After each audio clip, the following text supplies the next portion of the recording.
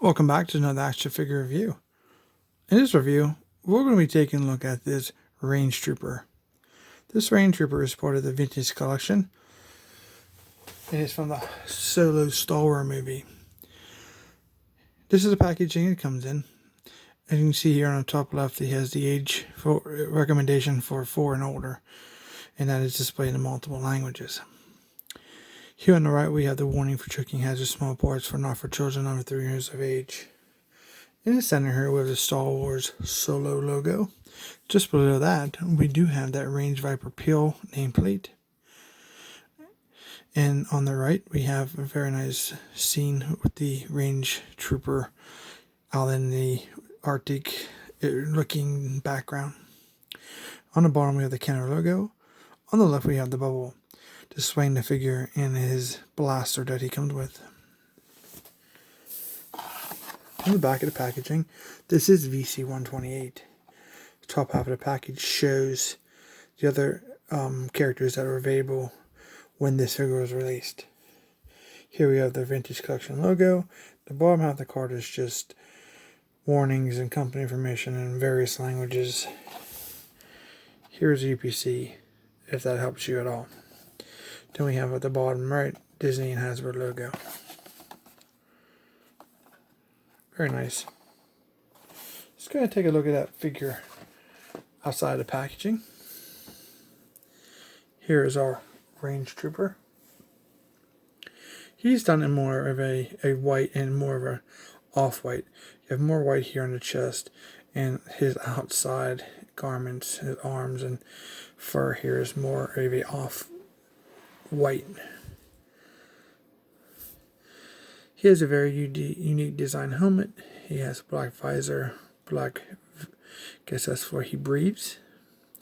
He does have fur here, but it is plastic. Here on this arm, he has a wrist gauntlet, and he has just a plain gauntlet, I guess. Here we have a couple of pouches. We do have some color here on his chest. You have the red and the blue paint. He does have a waist skirt here all the way around. The back of the figure, we do have some black on the back of his backpack, I guess. It's not really removable. It's part of his vest, part of the sculpt. At the bottom, we have his very large magnetic boots that he uses not to fall off the train in the Solo movie. We have some red and blue here on the side, but these are done in a very light gray. They're very well sculpted. We have some red on the back here. Very unique design. Pretty good sculpt. For the articulation, it's very limited, even though that he has pretty much the same articulation as most of the vintage figures. I mean, his head is on a ball joint, but it doesn't move very much because of the fur here. I mean, if you force it, you probably could get it. But what's the point, right? His arms are on a ball joint. You can see that. But it's limited because of the fur. That's about it right there, the range for that. And out on both arms.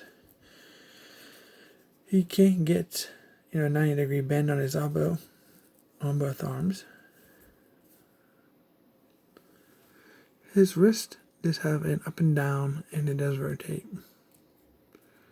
And this one has an in and out, and it does rotate. So the articulation is there. It's just limited because of all the big bulky stuff that's on the figure. He does have a waist swivel. There's no ab crunch. How about that 360, right? He can move his legs to a degree, but very limited because of this waist skirt. This is very thick. As you can see here, he does have bendable knees, but his range is also limited to about that's the most you can get if you move the coat out of the way. For his feet, ankles, pretty much nothing there because of the way that's sculpted. That is what it is there, I guess. Okay.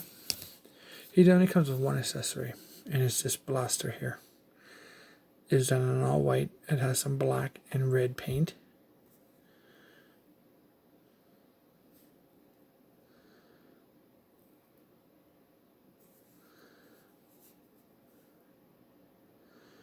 Very nice. So let's see here. Let's take a look at him with his squad.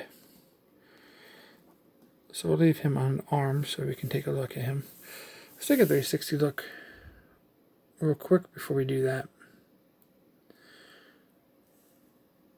I like to do a 360 look so we can get a very nice angle of all of the figure. Very cool. It's not a bad looking figure. Playability is very limited due to the design and the heavy sculpt. There are one hole in each foot for a figure stand, if you were wondering. Okay, so let's see here. How can we bring in some of his friends? They stand pretty good. You just gotta get the right angle on the feet.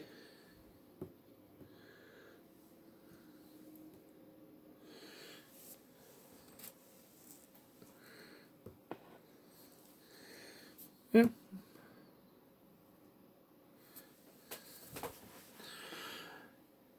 For me, I do about 6 figures. I army build. It depends on the figure. Most of the time, I kind of have a 6-figure squad. If you wonder why I have 6, so that's kind of why. Depending on how awesome the figure is, I actually will go beyond, and of course availability. But for me, I probably wouldn't army build these guys, but I got a good deal on them at a discount store. They're like $4 or something. So for that price, those are army building prices, in my opinion. Not, $12 like, hey, you're getting $20, $30 nice army building prices. But when you have the opportunity to army build something, and they had a ton of them, so I just took 6 and left the rest for some other people. But for $4, you really can't pass it up. Alright guys, so this has been a review for our Range Trooper Vintage Collection. Do I recommend it? I mean, they're not the greatest figures. Kind of makes you feel like a, power of the force type thing because of it. But there is some articulation here. They're not bad. I mean, I'm not too sweating it too much because, with me being lucky enough to find them on a discounted price,